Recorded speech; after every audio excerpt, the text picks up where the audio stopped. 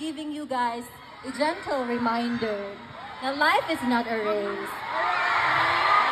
Sabi nga ng iba, slowly but surely, di ba? Buhay, huwag mag-alala dahil buhay ay di karera. Ang buhay ba ay sadyang nasusukat sa dami ng ginagawa mo? Kailangan ba talagang ipakita na lagi kang may ginagawa para lang mapatunayan at maramdaman na meron kang halaga? Hindi ito paligsahan, hindi pabilisan, hindi paramihan. Decisions made in a hurry tend to come from a mindset that is rooted in lack.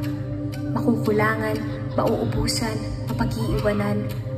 Kumalma ka, magsumikap ka, pero ibigay mo sa sarili mo ang pagmamahal at pagtitiwalang buo ka na.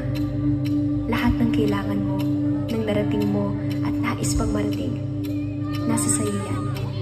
Bakit kailangan makipag-unahan? Hindi ito paligsahan, hindi pabilisan, hindi paramihan. Buhay mo ito. Ang oras ay tumatakbo, pero ang oras ay hindi na rin maibabalik. Ang iyong hakbang ay hawak mo ng buong buo. Nasa sayo